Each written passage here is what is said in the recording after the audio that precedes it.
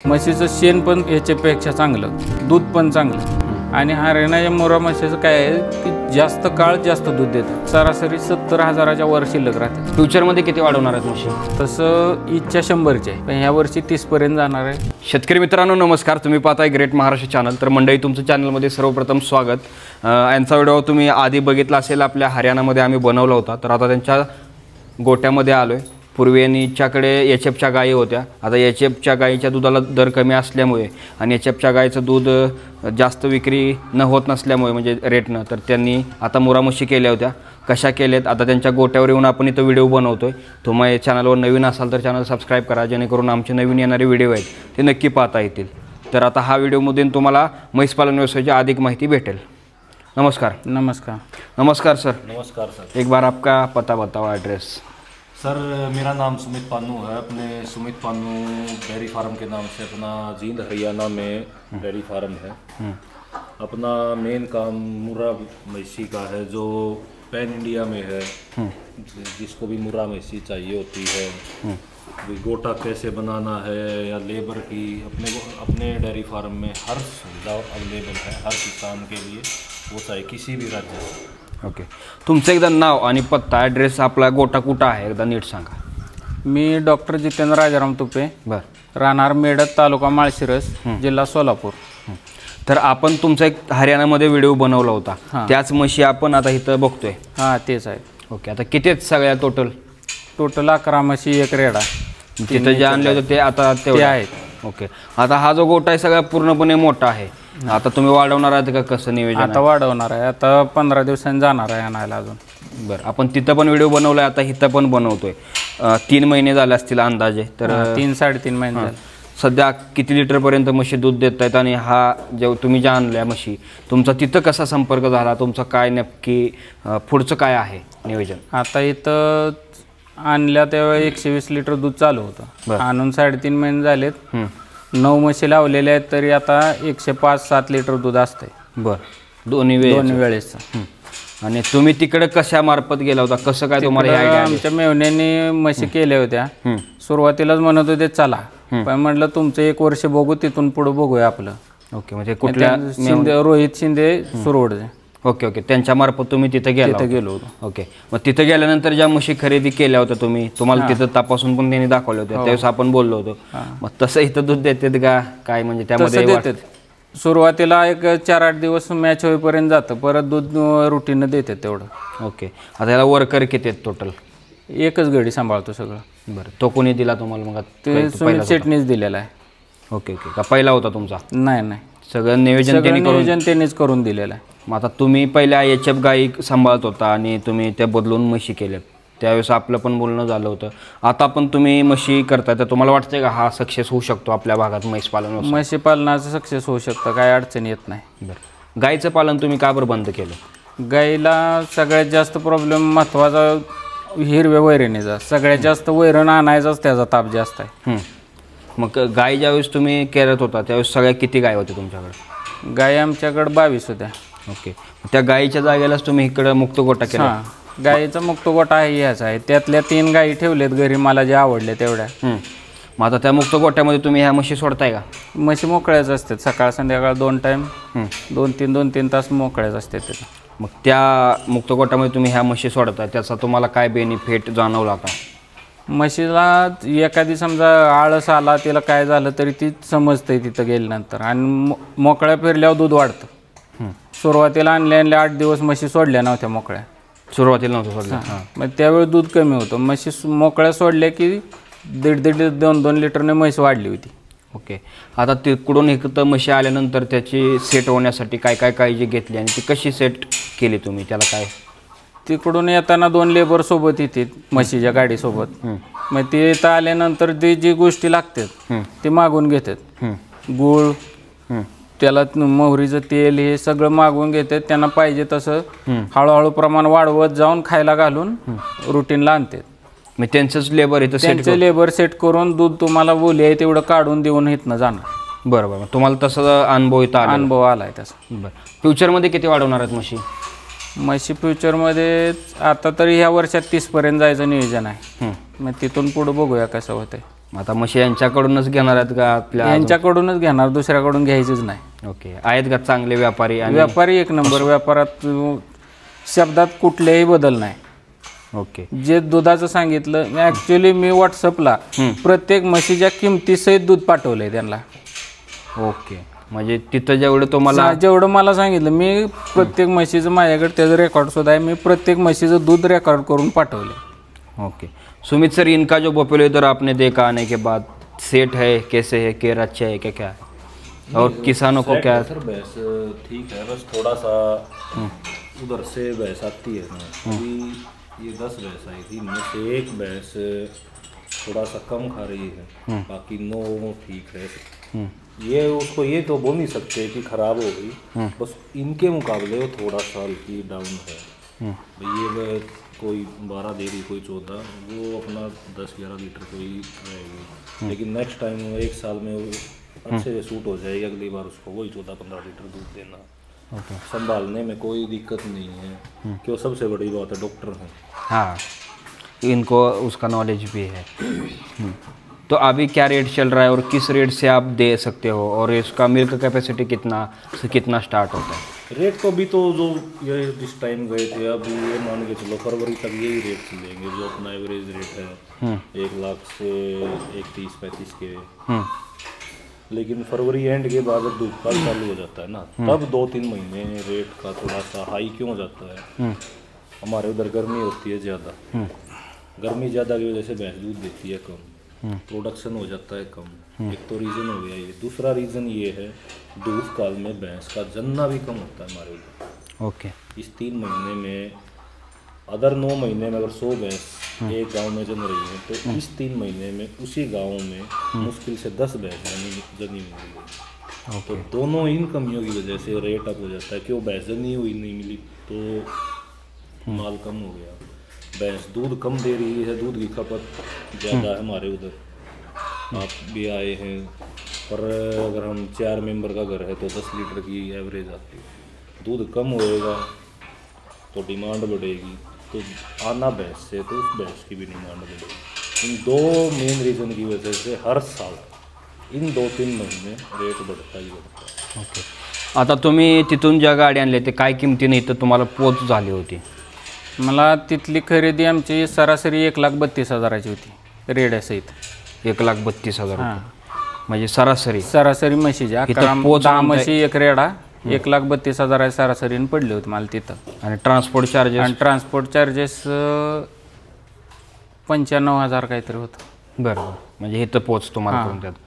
Okay, Sumit sir, किसी महाराष्ट्र के किसानों को जो ट्रांसपोर्ट चार्जेस होता है किस हिसाब से लगाया जाता है?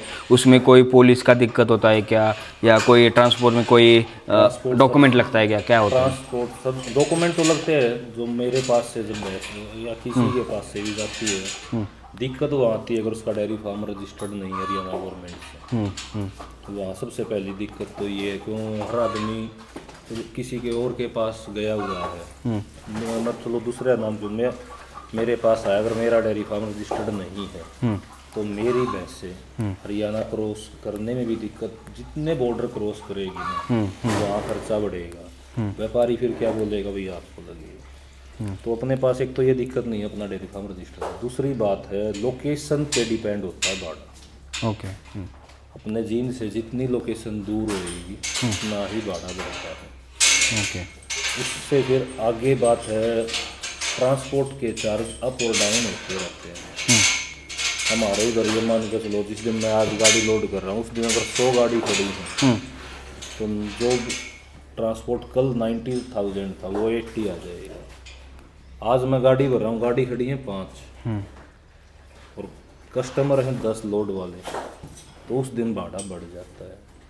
कुछ फिर जब अपना तेल बढ़ता तेल घटता उस पर भी ट्रांसपोर्ट की अप डाउनिंग रहती है. ओके, और जितने हम फिर वही बात है, जितना ज़्यादा चक्का गाड़ी का लेते रहते हैं.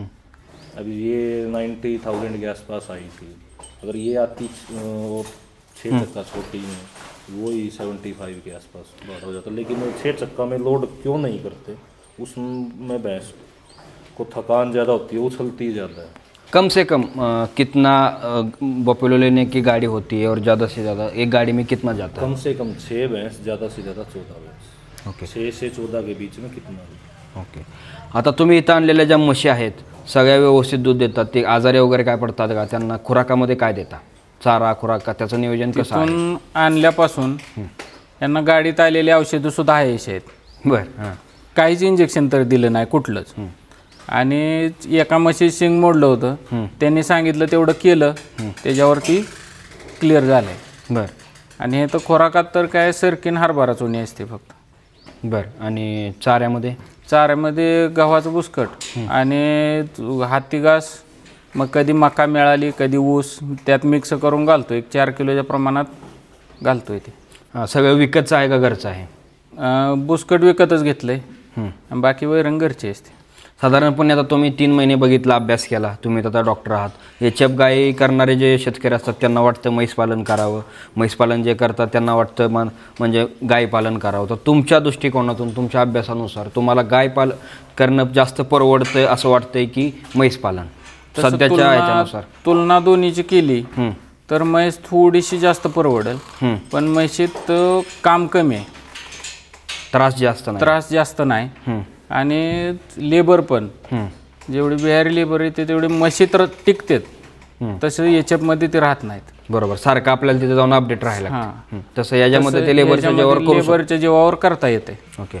सुमित जी, आपके पास बफेलो कोई लेता है, मान के चलो उसको लेबर प्रोवाइड करते हो, वो भी सबसे पहला दिक्कत वो होता है क्योंकि ये मशीन नहीं है कि जो कोई भी चला सके. मेरे पास से जो भैंस जाती है सर, आज तक जितनी भी गाड़ियाँ चलो और स्टेट को छोड़ दो, महाराष्ट्र में सभी जगह लेबर मैंने ही दी. और आगे भी जो भैंस लेता है मेरे पास से भैंस ले ली तो लेबर की चिंता मेरी है, सामने वाले की नहीं. लेबर देंगे तो परमानेंट ही देते हैं.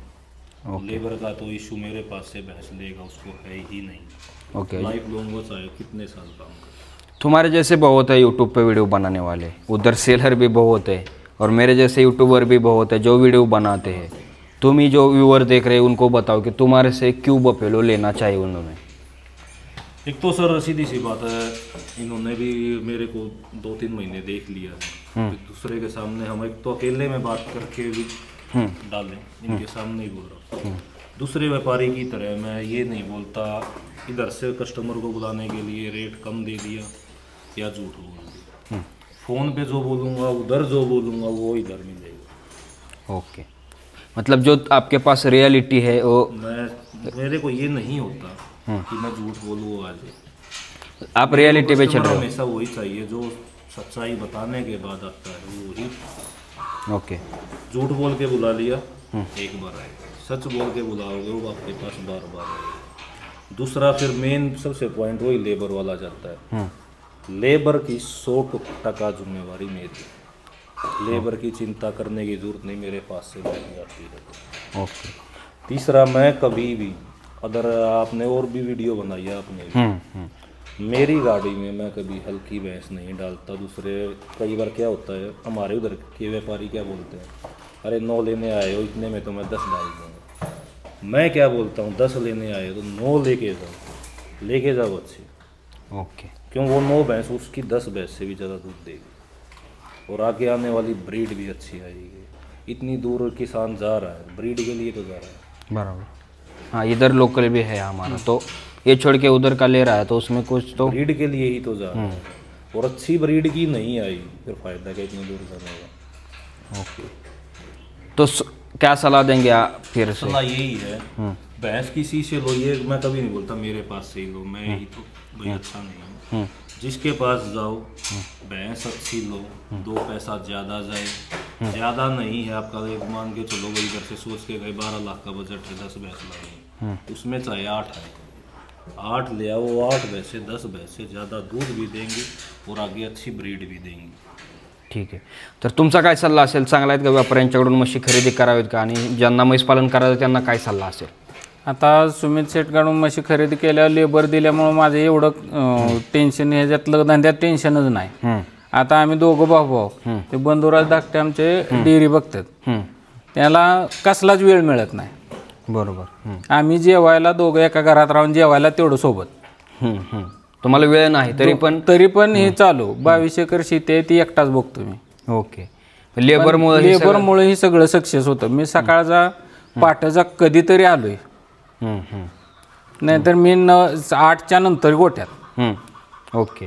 लेबर जो दिलेला तो चांगला दिलाय का? लेबर चांगला आहे, लेबरचा काय विषय नाही. किंवा सुमित शेटला जरी समजा काय अडचण आली तर रोहितला फोन केला की ती सगळं सांगतो.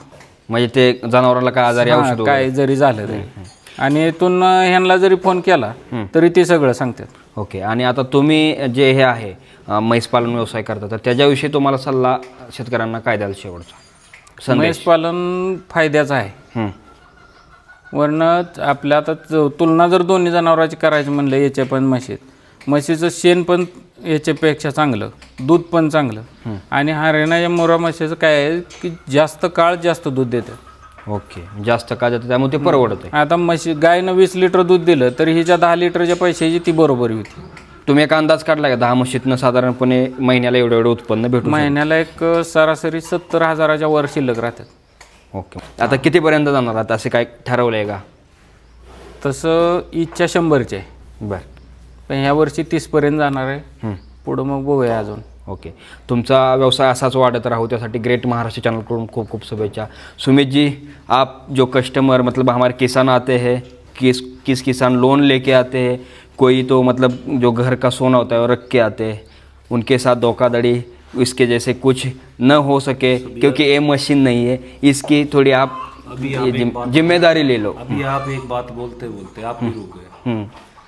पहले आप कस्टमर बोल रहे थे, आपने फिर किसान बोल. हम खुद किसान हैं और हमें पता है भैंसों का काम करने वाले 90% किसान ही हमारे पास आते हैं. बराबर. और इस बात का भी पता है क्यों, कम से कम भी आपके महाराष्ट्र में 200 बंदे ऐसे हैं जिनके लोन के पैसे मेरे डायरेक्ट अकाउंट में है, तो उस चीज़ का भी पता है. ओके. तो आपको भी ये चीज़ कभी समझते ही नहीं कि वो आ रहा है तो वो कस्टमर है, ये कभी समझा ही नहीं सर. ओके. तो आपको भी शुभकामनाएं, आपके अच्छे अच्छे बफेलो हमारे महाराष्ट्र में आ जाए और हमारे महाराष्ट्र किसान अपडेट मतलब उनका घर में पैसा आ जाए. ठीक. चीज़ और बोलता हूँ, क्यों याद आ गई, डॉक्टर साहब खड़े हैं, मैं भी डॉक्टर हूँ भैंसों का. ओके. जो भी भाई भैंस लेता है, एक सुविधा मेरे से भैंस लेने में, भैंस को कोई भी दिक्कत हुई तो डॉक्टर की ज़रूरत नहीं पड़ती. फ़ोन करके मैं लेबर ऐसी देता हूँ, दवाई पानी की उसको नॉलेज होती लगाने की, आपका डॉक्टर का पैसा भी बच जाता है. और आप मतलब खुद पूरा ट्रीटमेंट दे सकते हो, बता सकते हो? ट्रीटमेंट मैं फ़ोन पे लेबर को बता देता हूँ. जैसे इनके लेबर को बता दिया, ये दवाई ले आए और लगा दी. क्यों भैंस में वैसे ही मेडिसिन का खर्चा बहुत कम होता है. बाई चांस होगा भी तो ये टेंशन लेने की जरूरत नहीं, डॉक्टर बुलाने की जरूरत नहीं होती जहाँ मैं संभाल रहा हूँ भैंसों. ओके. ओके. मतलब कोई किसान को डॉक्टर की भी ज़रूरत नहीं पडेगी जब. नहीं पड़ेगी. ठीक आहे. तर शेतकरी मित्रांनो, तुम्ही हा व्हिडिओ कसा वाटला ते कमेंटमध्ये कळवा. धन्यवाद. धन्यवाद.